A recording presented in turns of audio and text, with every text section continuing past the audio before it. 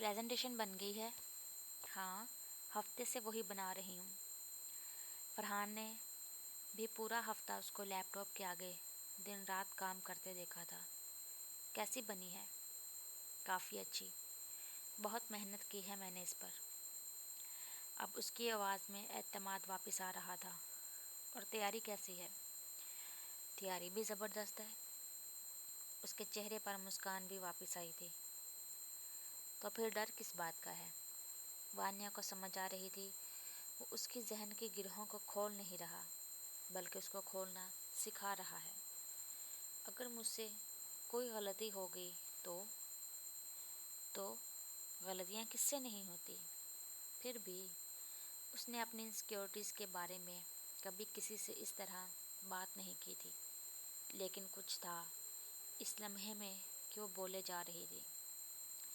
जब तक तुम खुद को इस प्रेशर में रखोगी कि गलती नहीं करनी, हर चीज़ परफेक्ट होनी चाहिए, तब तक कभी परफेक्ट नहीं कर सकोगी।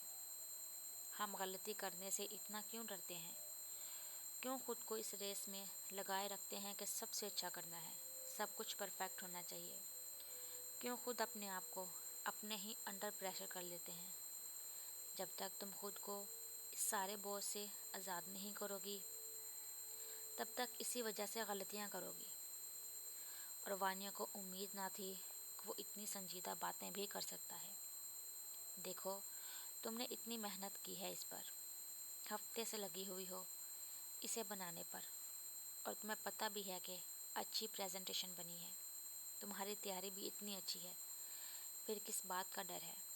गलती करने पर जो लोग बातें बनाते हैं, सही करने पर वही लोग खड़े होकर ताली भी बजाते हैं। और अगर ना भी बजाएं तो हमें इससे फ़र्क नहीं पड़ना चाहिए। खुद को लोगों के खौफ से ऊपर उठाओ। बस खुद पर तुमने कल यकीन रखना है और लोगों की आंखों में आंखें डालकर बोलना है।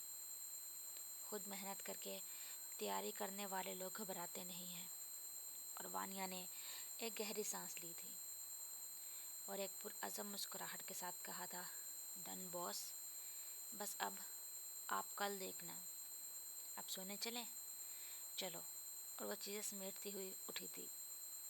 अगली सुबह वानिया पूरे एहतमाम से तैयार हुई थी।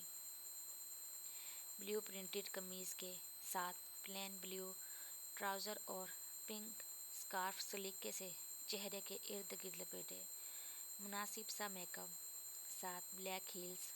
वाकई ही लग रहा था वो दुनिया को फतह करने जा रही है। मैडम, और कितनी देर शीशे में खुद को देखना है?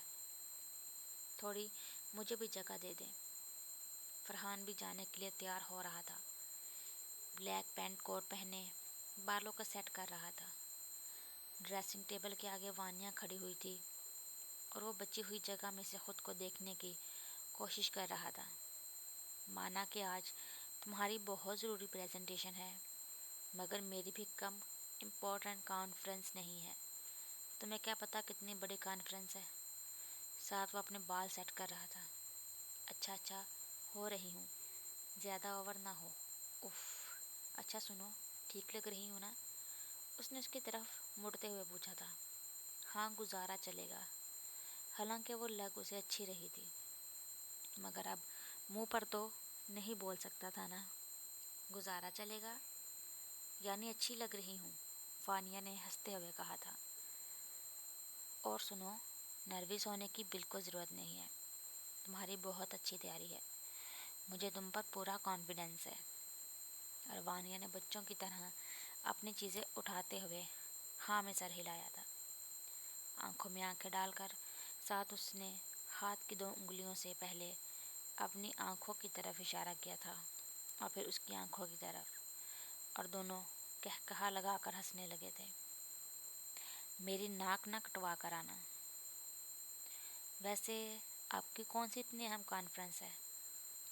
तुम्हें क्या पता कितनी बड़ी कॉन्फ्रेंस है।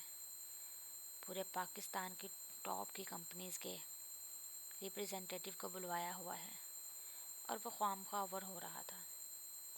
All Pakistan youth summit. All Pakistan youth summit?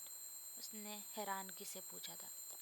हाँ, اوہ واہ، اس نے اپنی ہنسی کو کنٹرول کرنے کی ناکام کوشش کرتے ہوئے کہا تھا۔ ہنس کیوں رہی ہو؟ بس ویسے ہی۔ میں تو چلا اپنی کانفرنس اٹینڈ کرنے۔